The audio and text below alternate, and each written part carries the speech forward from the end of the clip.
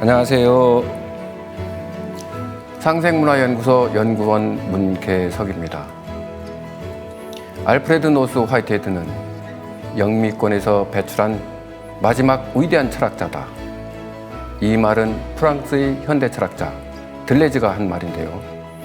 상생방송에서는 20세기의 위대한 철학자 알프레드 노스 화이트헤드의 사상을 통해 서양 철학과 우주론의 진수를 탐구하는 화이트헤드 과정철학을 만나다를 마련하였습니다.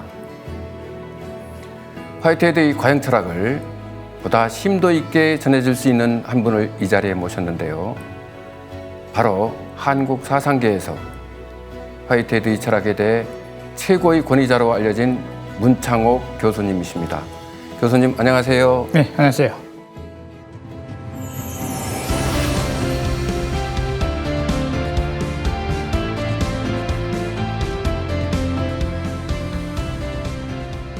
예, 저는 예전에 STV 상생 방송에서 주최하는 컬로퀴움에서 교수님을 처음 뵈었는데요. 오늘 이 자리에서 다시 뵙게 됐습니다. 교수님, 그동안 어떻게 지내셨는지 교수님이 근황이 아주 잠옷 궁금합니다. 예, 특별히 근황이라고 해서 말씀드릴 만한 건 없고요. 지난번 여기 왔을 때와 지금 오늘의 저의 위치가 좀 달라졌네요. 그때는 제가 현직에 있을 때였고, 지금은 이제 제가 은퇴를 했으니까. 예. 요즘은 과거에 제가 대학원에서 지도했던 제자들하고 예.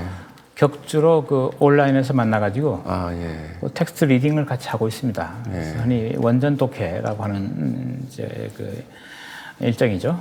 그것이 제가 이제 정기적으로 하는 거고, 그다음 부정기적으로 하는 것으로 이제 약간 퍼블릭한 건데, 작년 초에 서울의 문화재단에서 한 3, 4개월에 걸쳐서 강의를 한 적이 있고, 그리고 올해는 이번에 이 상생방송의 이 프로그램에 참여한 게 이제 두 번째네요. 그렇게 생각했습니다. 그런데 화이트헤드 철학 하면은 우리나라에서는 화이트헤드 철학에 대해서 생소하거나 잘 모르는 사람들이 많은데요.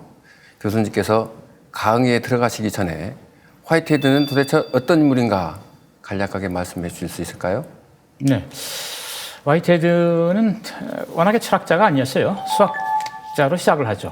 그래서 자연과학에 또 관심을 갖다가 결국 이제 철학자로 넘어오는데, 그 철학을 흔히 학자들이 평하기를 유기체 철학, 물론 자신이 그렇게 불렀어요.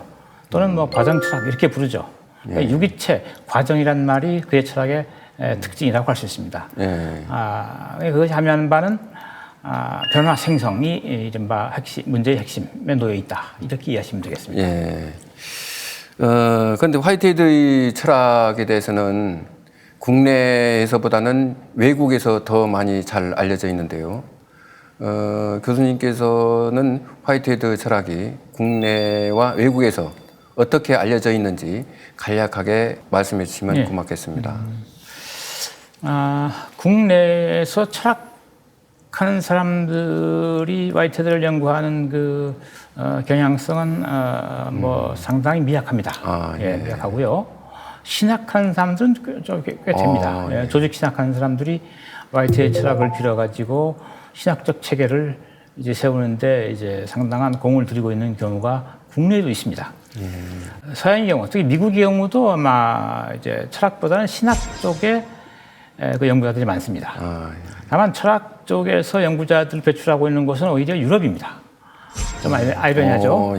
미국에서 활동하는 사람인데 왜 유럽에서 오히려 철학 쪽에 이제 관심을 갖는 사람도 있는데, 특히 최근 1990년대 말서부터 2000년대 초에 이르면서 이사벨 스탕지라든지 어떤 라투라든지 이런 이제 과학 사회학 하는 사람들 또는 과학 철학하는 사람들, 이런 사람들이 화이트헤드를 새롭게 해석하면서 주목을 받고 있습니다. 그렇습니다. 그럼 교수님께서 화이트헤드 철학을 처음 접하게 됐을 때는 매우 생소하고 낯설게만 느껴졌을 텐데요.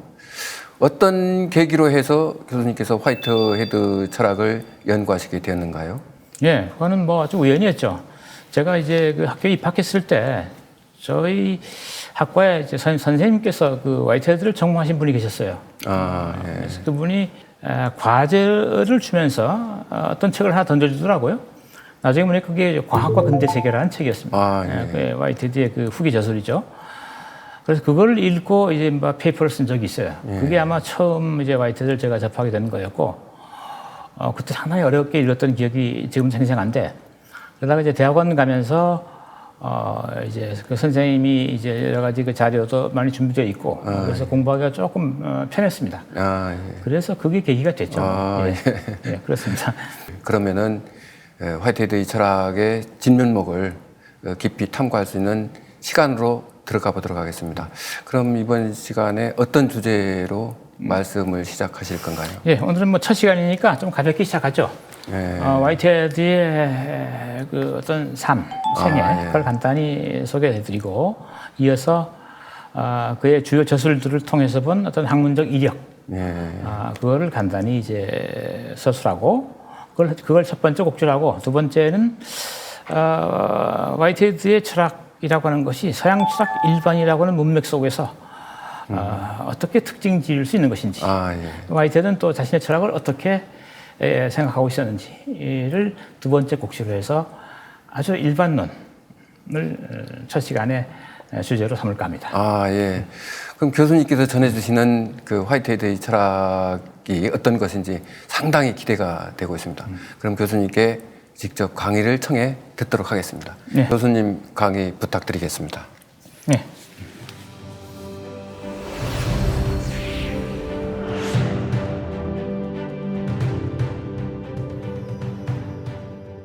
오늘 강의 내용은 우리가 앞으로 검토하게 될 화이트헤드라는 철학자의 생애, 어떤 삶을 살았는가, 그리고 그의 학문적 이력은 어떻게 되는가를 간단히 살펴보고 나가서 화이트헤드는 서양 철학자로서 자신의 철학을 어떻게 이해하고 있었고 어떻게 규정하고 있는가라고 하는 얘기를 이어서 해보겠습니다.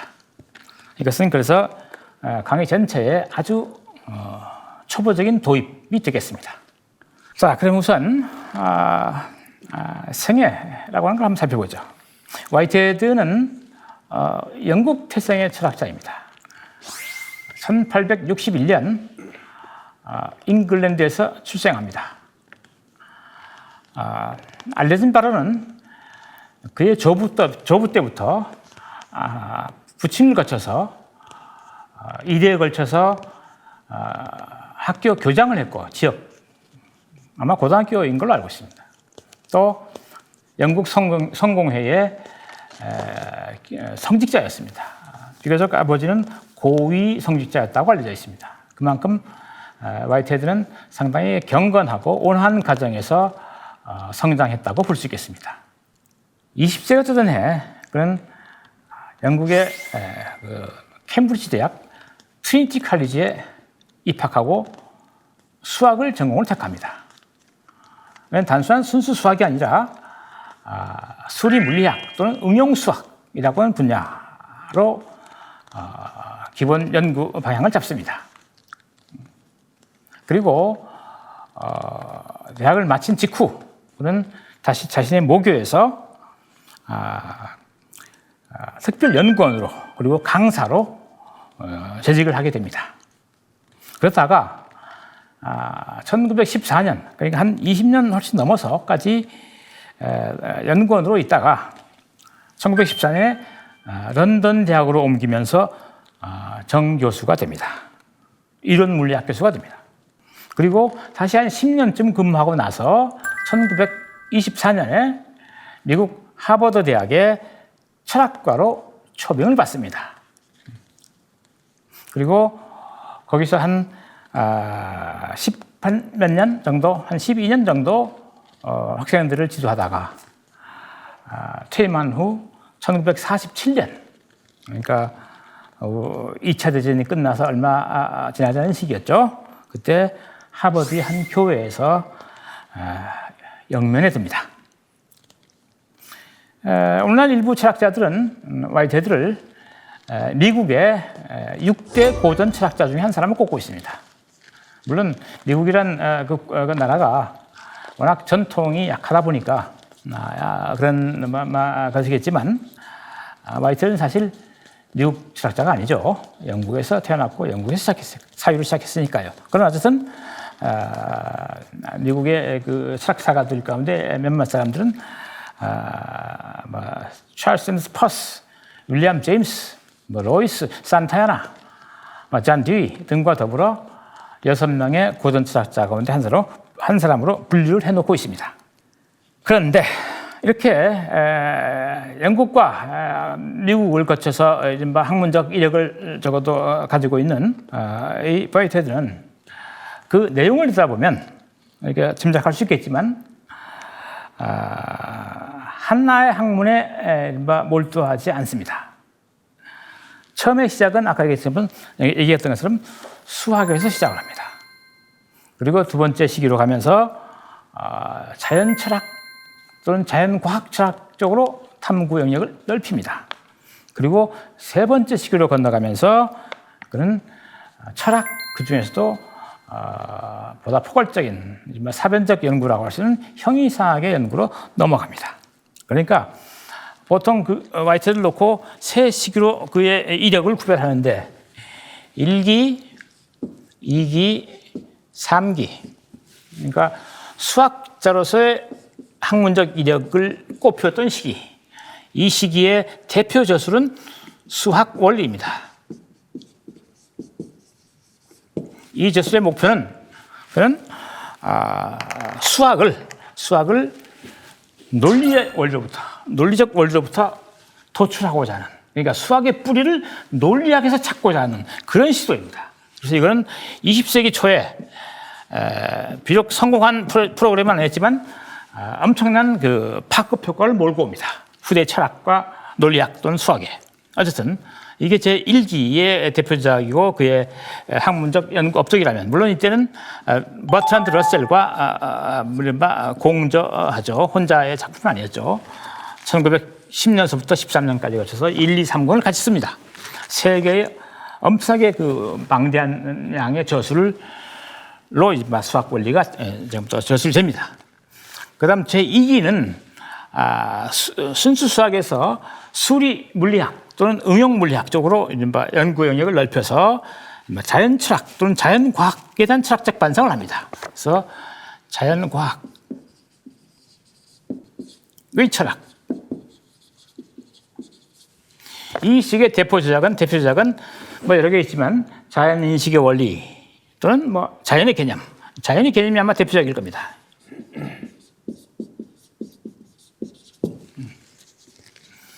여기서 하고 있는 얘기는 이게 되게 1918년, 19년, 20년 이 경에 쓰여진 그 저술인데, 여기에 모티브를 제공했던 당대의 연구 업적은 전자기학입니다. 전자기학. 맥스웰의 방정식으로 널리 알려져 있죠. 전하를 띠었던 물체의 움직임에 따라서 주변의 다양한 어떤 힘의 역학관계를 적어도 탐구하는 학문이죠. 그런데 이 학문 속에서 학문을 접하고 화이트헤드는 그 이전에 자연과학의 기본 가정으로 적어도 간주되었던 물질적 원자, 물질 원자라고 하는 것이 자연의 궁극적인 구성 요소다라고 하는 주장을 배척합니다. 이게 아니다. 자연은 어떤 에너지 또는 어떤 힘의 어떤 분출의 현장이다 말이죠. 그래서 근본적인 사건, 그 자연에 내재되어 있는 어떤 단위 존재는 사건이다, 사건. 이벤트. 이게 보다 근본적인 자연의 모습이다. 이렇게 주장합니다. 그러다가 이제 3기로 가면서 철학 또는 정확히 말하면 우리가 다음 주 정도에 다시 보게 될 형이상학으로 이제 관심을 넓히는데, 여기에 오면 대표적인 저작이 이제 우리가 장차 좀 더 면밀히 들여다보게 될 과정과 실제입니다. 이 저술의 기본 내용을 지금 이 문맥에 비추어서 간단히 정리하자면 제2기 자연의 개념이라는 저술에서는 인간을 빼고 자연만을 문제 삼았어요. 그러니까 내 주변에 있는 자연 현상들이라는 게 도대체 무엇인가, 그 뿌리는 무엇인가, 그 사건이다 이렇게 얘기했어요. 그런데 과정과 실제에 오면 내 주변에 인간 주변에 자연 사물뿐만 아니라 그 자연 산물을 관찰하고 경험하는 인간 또한 사건에 불과하다. 그러니까 대상으로서의 자연과 주체로서의 이를 관찰하는 주체로서의 인간 모두가 다 사건의 구성체다. 그래서 사건을 존재론적으로 일반화하고 이 세계를 해명하고자 했던 그런 노력의 결실로 탄생한 저술이 과정과 실제입니다. 물론 이 시기에는 조금 더 이제 철학자로서 화이트헤드를 들여다보기 위해서는 좀 더 많은 얘기를 해야 되는데 뭐 굳이 이 시기를 좀 더 풍부하게 할 수 있는 내용을 좀 더 첨부하자면 과정과 실제의 직전에 쓰여졌던 과학과 근대 세계,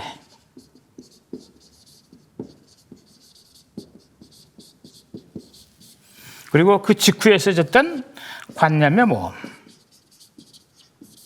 그래서 흔히 그 철학사가들은 화이트헤드의 저술을 놓고 후기 3부작 이렇게 표현합니다. 그래서 세계의 대표적인 저술. 과학과 근대 세계는 1926년인가 쓰여지고, 이건 25년, 26년, 이건 29년에 쓰여지고, 이건 32년인가 쓰여집니다. 그러니까 한 6, 7년을 적어도 사이에 두고 연달아 출판된 철학적 저술들이 있다고 할 수 있습니다. 과학과 근대 세계의 기본 내용은 그야말로 과학이라고 하는 것에 일단 초점이 가 있어요. 이건 적어도 자연 과학의 철학의 시기에 이어서 쓰여진 책이기 때문에 아마 과학에 좀 더 집중이 되어 있습니다. 저술 내용이.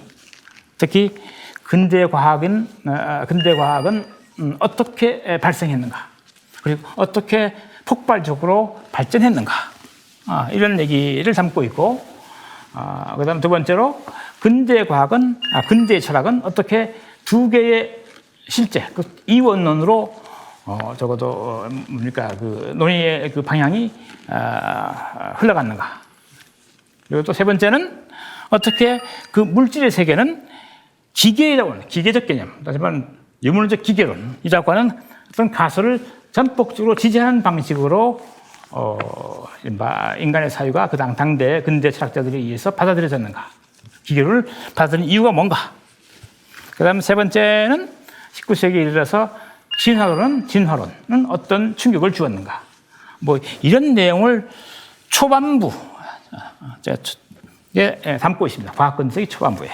그다음 후반부에 가면 아직 완숙되어 있지 않은, 그러니까 조금 덜 다듬어진 형이상학적 개념들이 출현합니다. 사변적 언어로 출현하는 건데, 뭐 창조성이라든지 신이라든지 영원한 객체, 뭐 이런 어떤 개념들을 부분적으로 설명하고 있어요. 그래서 이 책은 그렇게 수미일관하지 않습니다. 과학과 근대 세계는.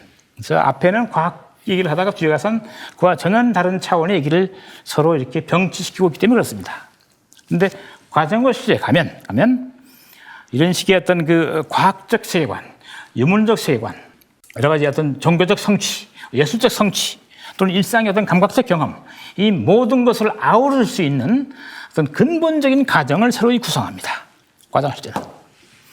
그 밑바닥에 사건이라는 게 다시 자리를 차지합니다. 다시 말하면 존재의 근원적인 뿌리에는 자기 생성의 주체로서의 사건이라는 게 있다. 이제 우리가 나중에 보겠지만 이때 이 사건을 아주 독특한 표현으로 현실적 계기 또는 현실적 존재 이렇게 부릅니다. 이것이 세계를 구성하고 있고 이것이 인간을 구성하고 있다. 이렇게 보는 거죠.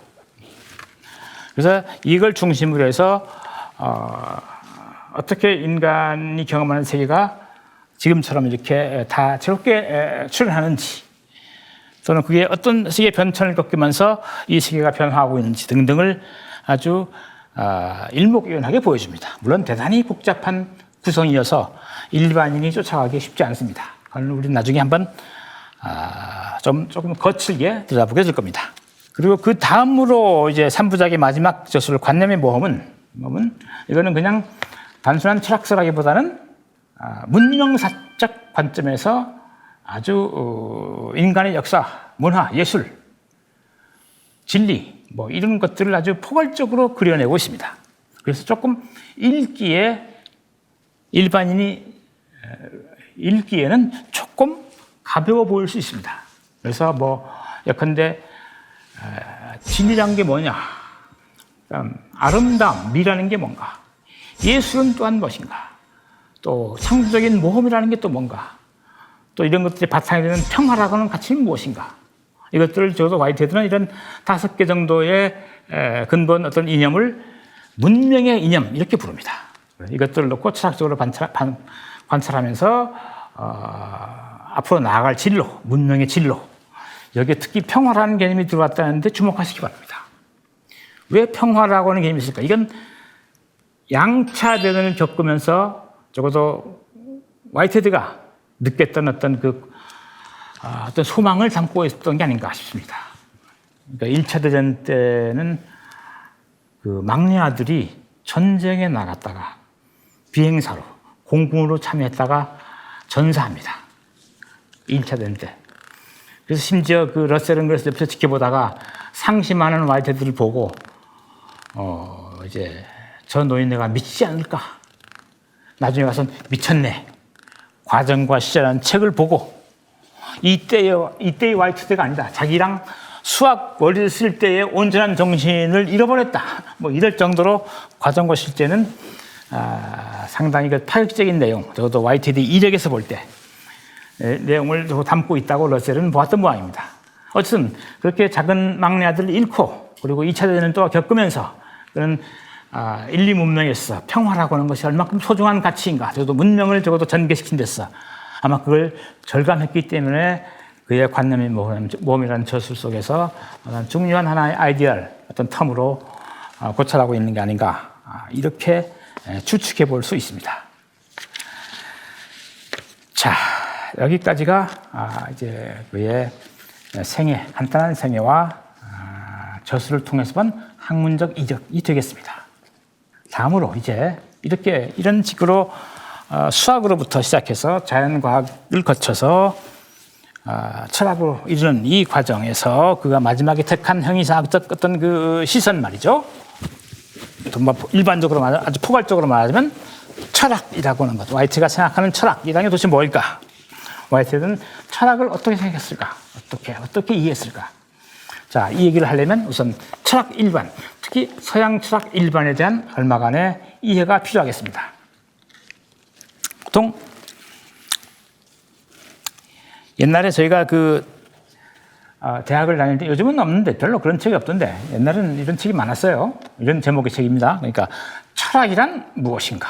이게 옛날에 공부한 70년대, 80년대 공부한 분들은 그 전도 마찬가지고 한 번쯤은 들어봤어요. 책 제목으로.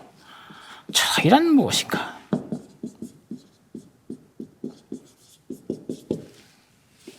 제가 그 대학 다닐 때 고향에 방학 때 내려갔더니 주변에 어떤 한 어른이 내가 철학한다니까 묻더라고요. 철학이 뭐야? 내가 그때 그걸 올바로 답변하지 못했어요. 내가 그때 한 3, 4학년 됐을 텐데 시니어에 속했는데 이 뭐라고 말해야 될지 뭐 가닥이 안 잡히더라고. 그래서 얼버무린 적이 있어요. 근데 이거는 아마 저뿐만 아니라 아마 다른 사람들도 이런 경험을 할지 모르겠네요. 근데 실제로 내가 나중에 대학에서 강의하면서 이렇게 주변을 보니까 대학에 와서 강의를 하는 강사들도 이렇게 탁탁 물으면 조금 버벅거려요.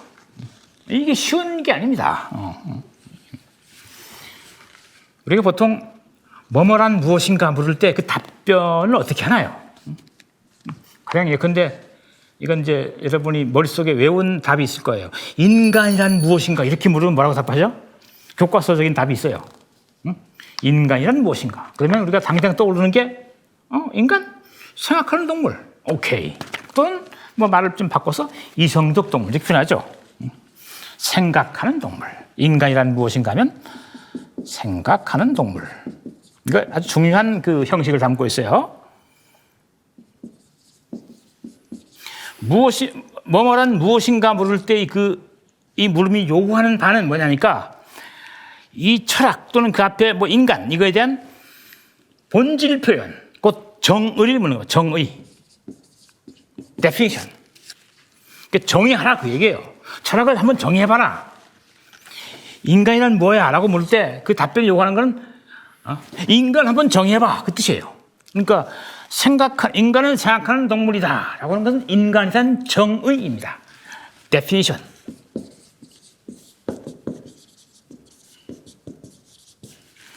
이건 어원적으로 이렇게 완벽하게, 확실하게 선을 긋다. 그 뜻이에요. 확실하게 선을 긋다.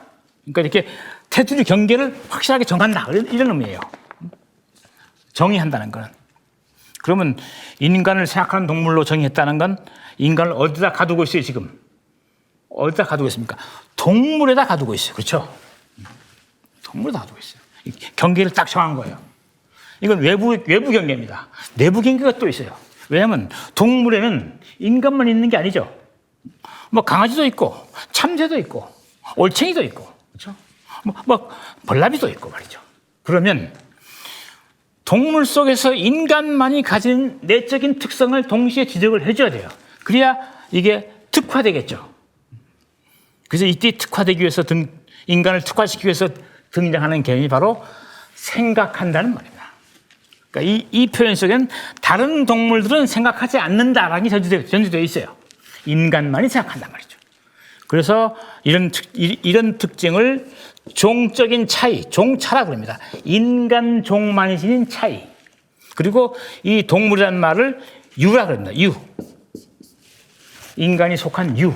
우리가 흔히 종류 그러죠. 이게 바로 그 말입니다. 종유.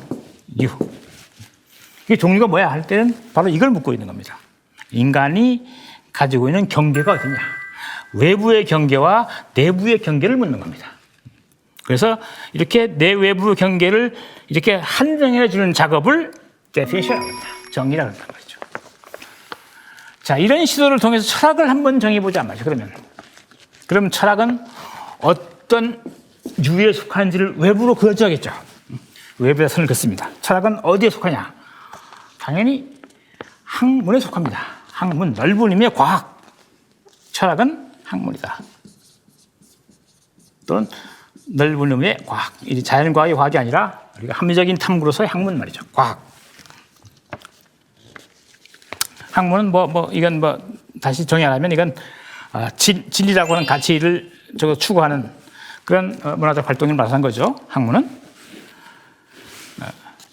그러니까 철학은 학문에 속합니다.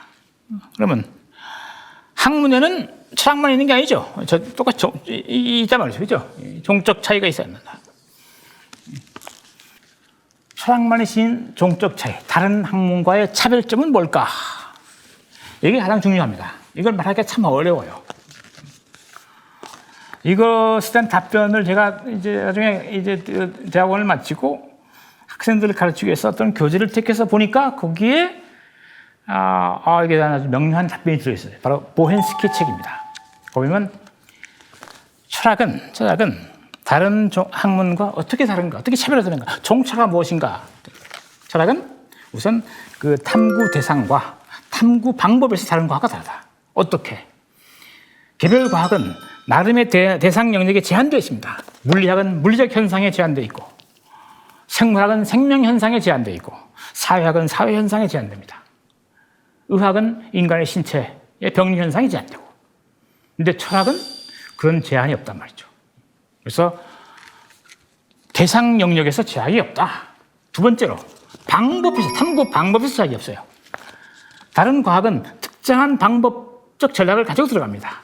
물리학은 실험 또는 추측, 논리적 어떤 그 계산. 또는 뭐 실증적 언어를 통해서 말이죠. 그리고 생물학도 마찬가지입니다. 오늘날 대부분의 과학들이 전부 다 실증적 방식을 통해서 탐구를 합니다.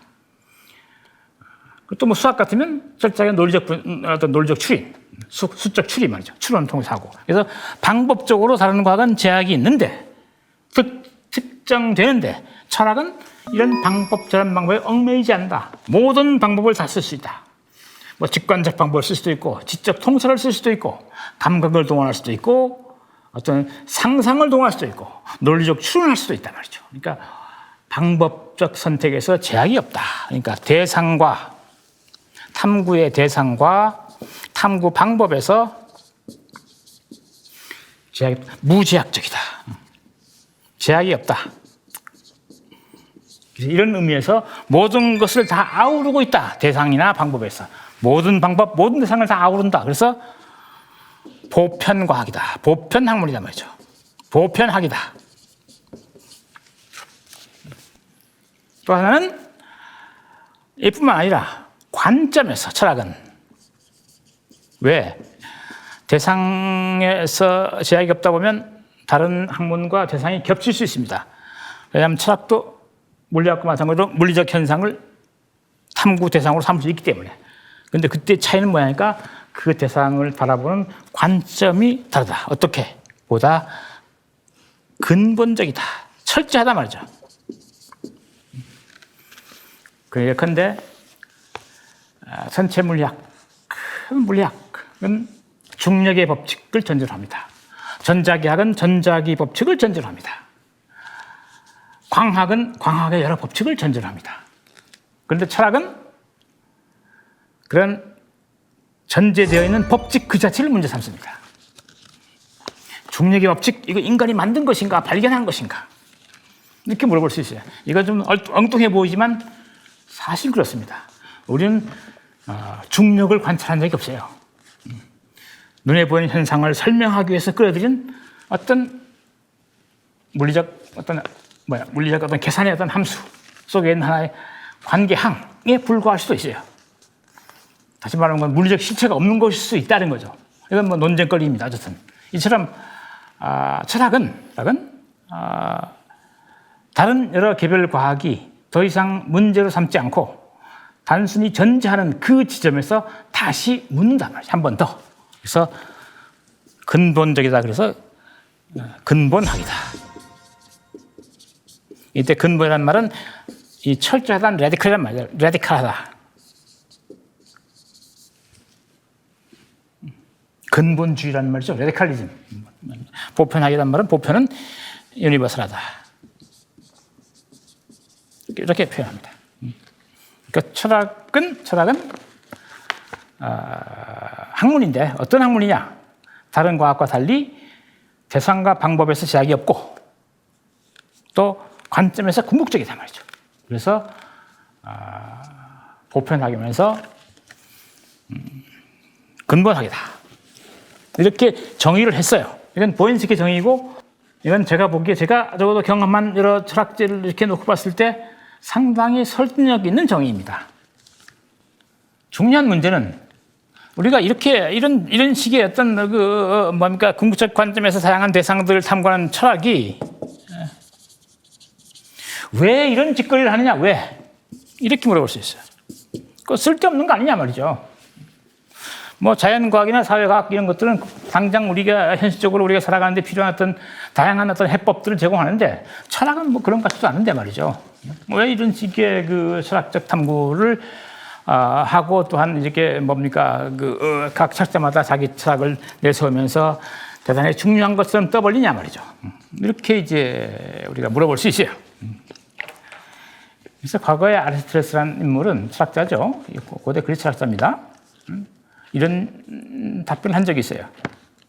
인간은 태어나면서부터 본능적으로 그냥 단순히 알고 싶어 한다. 그러니까 알고자 하는 본성을 타고나면서 알고자 하는 본성을 지니고 있다. 그래서 탐구하는 거다. 뭐 이런 식으로 답변한 적이 있습니다. 물론 인간에게 이제 호기심이 있죠. 지적 호기심이라는 거.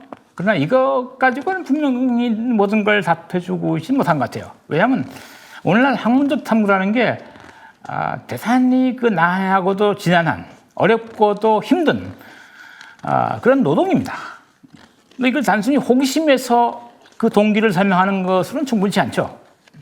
우리가 지나가다가 무슨 낯선 어떤 이상한 사건을 보고 저기 뭐야 하면서 한번 쳐다보는 거 하고, 어떤 특정한 영역의 다양한 문제들 또는 심오한 문제들을 깊이 파고드는 거하고는 전혀 다른 동기를 갖는다고 봐야 될 것입니다.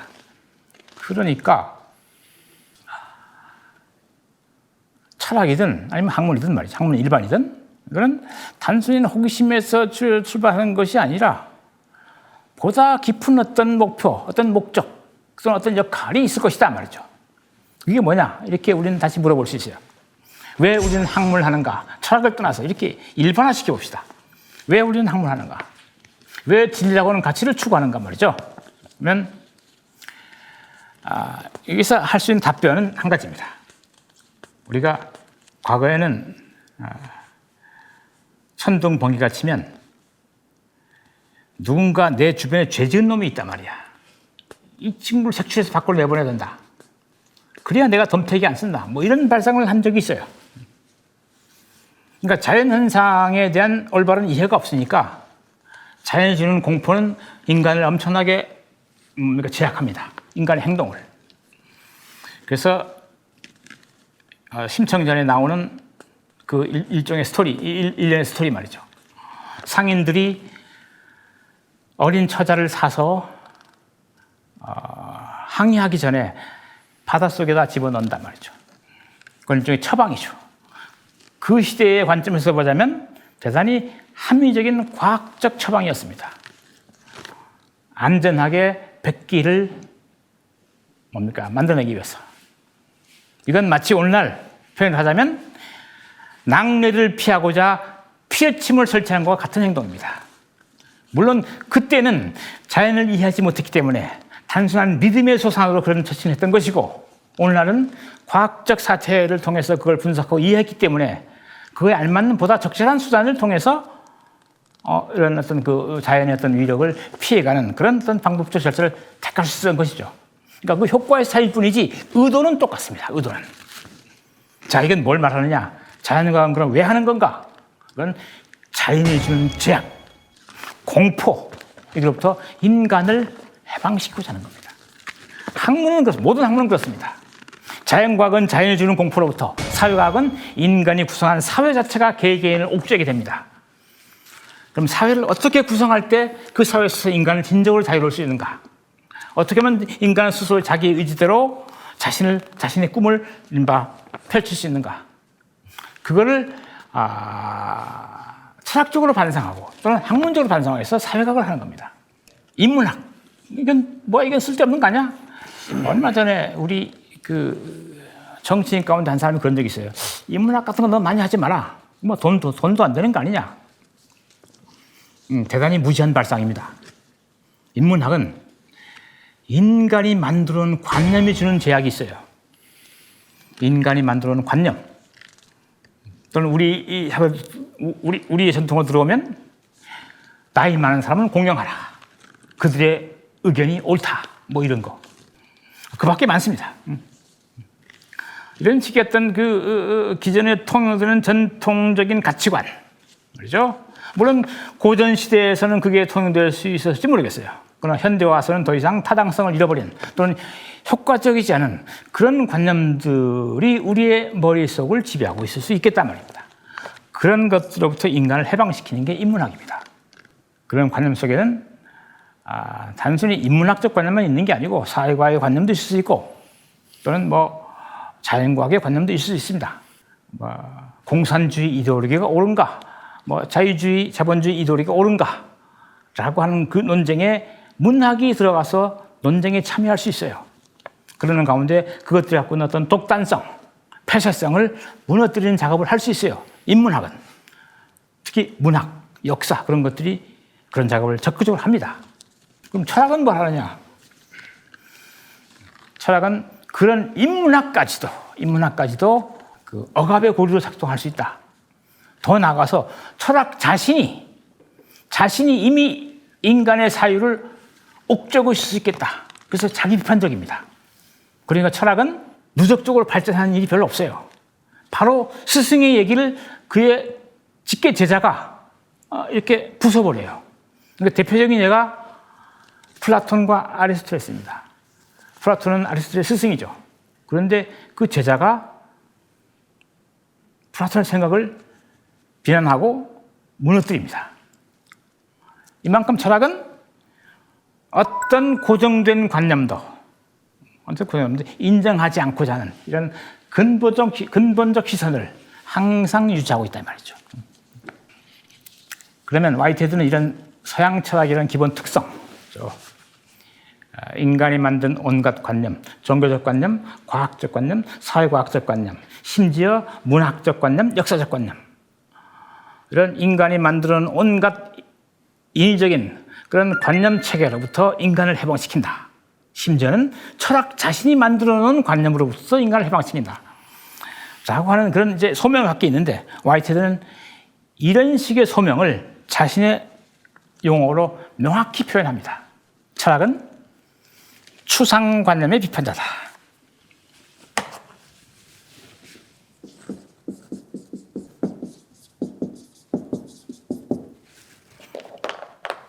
추상관념은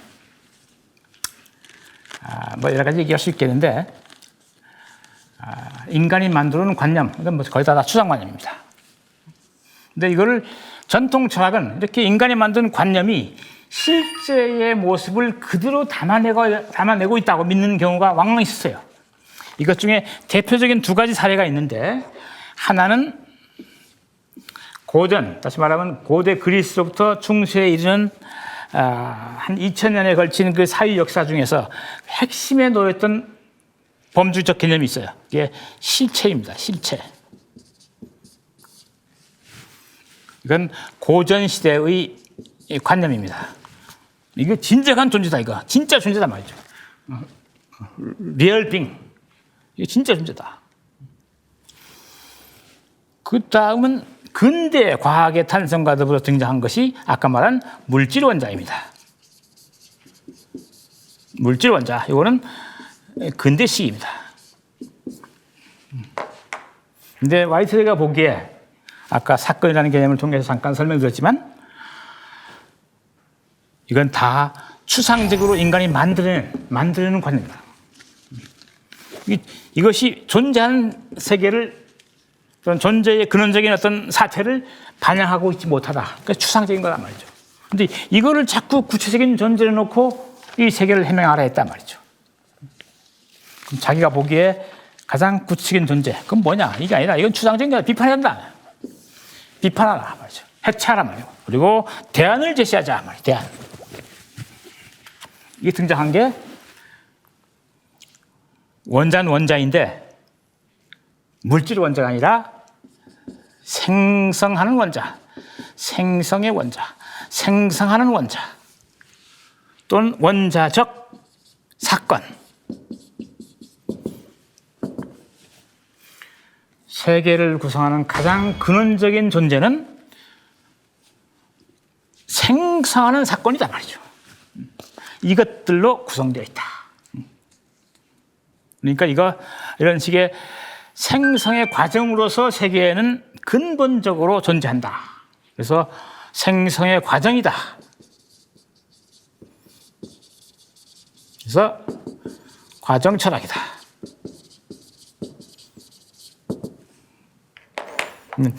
자신의 철학의 근본 개념으로 삼습니다. 물론 이 표현을 직접 쓰는 경우는 드물어요. 아까 얘기했지만 이걸 대별하는 표현이 아까 여기 잠깐 썼었나요? 현실적 계기라는 말 썼었죠. 그거에 상응하는 존재입니다. 그래서 이걸 기반으로 해서 구축된 세계관, 이거를 유기체 철학 이렇게 불렀어요. 그러니까 실체 철학, 기계론 철학, 유기체 철학.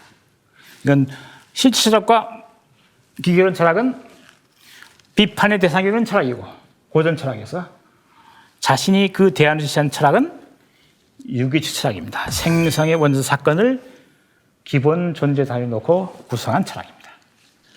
자, 여기까지가 오늘의 강의입니다. 고맙습니다.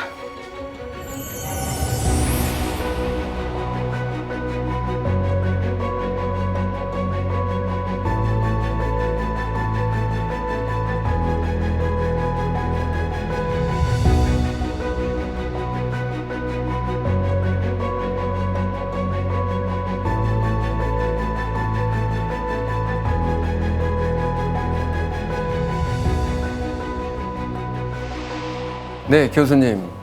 그 화이트헤드에 대해서 교수님이 열강을 하시느라고 대단히 수고를 하셨습니다. 고맙습니다.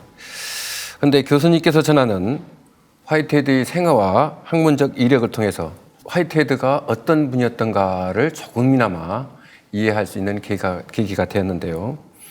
이 강의와 관련해 가지고 질문을 한 가지 정도 드려보도록 하겠습니다. 수학자로 시작한 화이트헤드가 현대 과학을 섭렵한 후 철학자의 길로 접어들게 되는데요. 화이트헤드는 무엇 때문에 철학을 자신의 학문의 종착지로 삼게 되었던 것일까요? 학문적 욕심이죠. 그러니까 이제 이게 무슨 말인가 하니 수학이라고 하는 것은 아주 특수한 영역입니다. 이제 보편적 기호의 놀이이죠. 물론 가장 추상적인 인간의 사유 중에 가장 추상적인 영역에 속하는 어떤 개념들을 다루는 게 수학인데, 근데 어쨌든 그것은 부분학입니다. 그런데 그가 수학을 단순히 추상적인 어떤 형식 과학으로만 다룬 게 아니라 물리적 세계에 어떻게 수학을 적용할 것인가, 다시 말하면 수리 물리학적 탐구를 동시에 하다 보니까 자연과학을 이제 당시의 물리학이라든가 전자기학을 관심 있게 이제 들여다볼 수밖에 없었던 거죠. 그래서 자연과학 철학으로 이제 시선이 옮겨갔던 거고요, 중기에. 근데 그렇게 하다 보니까 자연이라고 하는 것이 인간의 관찰과 분리돼서 존재하는 게 아니더란 말이죠. 인간의 경험이라고 하는 것과. 그러니까 자연의 현상이라고 하는 것은 그 현상을 바라보는 인간에 의해서 부분적으로 해석되고 구성되고 있다는 걸 이제 깨달은 거예요. 그러니까 온전한 의미의 자연을 적어도 분석하려면 인간 또한 거기에 포함되어야 되겠다. 그러니까 단순히 대상으로서의 자연이 아니라 인간을 포함하고 있는 것으로서의 자연. 이걸 내가 탐구하겠다. 근데 그 시선은 더 이상 피직스가 아니라 메타피직스입니다. 형이상이라는 거죠.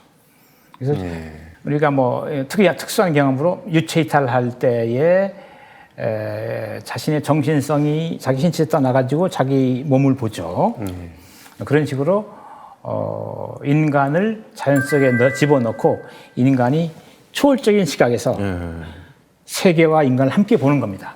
이걸 메타피직이라고 합니다.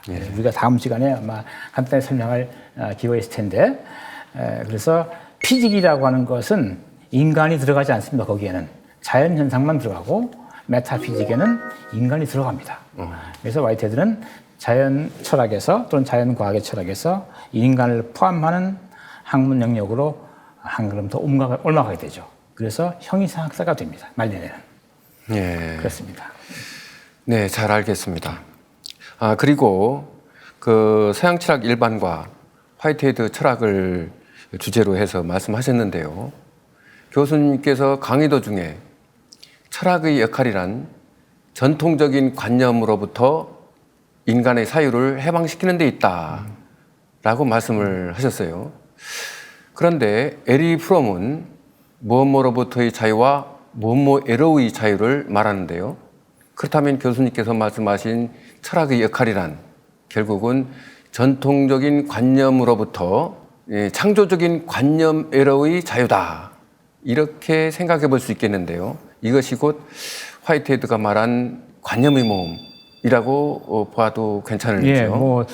대체로 정확한 것 같습니다. 물론 에리 프롬이 어떤 문맥에서 그 얘기를 적어도 하고 있고 어떻게 이해하느냐는 건 좀 별개를 치더라도 저것도 철학이 추구하고자 하는 어떤 그 지적 상태라는 것이 과거에 얽매이지 않고 새로운 것을 창출하는 쪽으로 그 사유의 역량을 집중시킨다.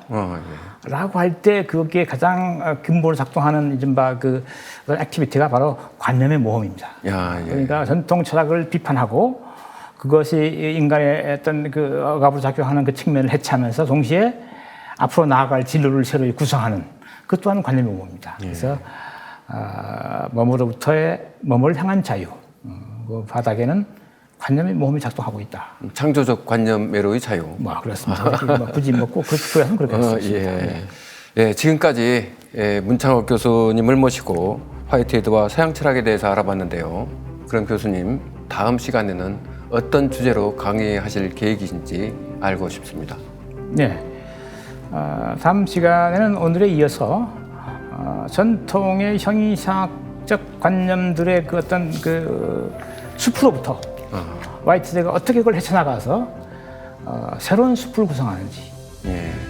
그러니까 이때 숲은 어떤 형이상학적 전통을 말합니다. 그래서 과거에 주축이 되었던 신체론 철학, 그다음 기계론 철학, 이게 과거에 만들어진 억압으로서의 관념의 체계이자 숲이라면, 이제 화이트헤드가 제기하고자 하는 유기체 철학 또는 과정 철학이라고는 어떤 새로운 어떤 체계의 숲이 어떻게 마련되는지를 소개하는 시간이 될 듯합니다. 예, 교수님께서 열강을 통해서 전해주신 화이트헤드에 대해서 어느 정도 알게 되어서 대단히 감사합니다. 그럼 다음 시간에 다시 뵐 수 있도록 하겠습니다. 감사합니다. 네, 고맙습니다.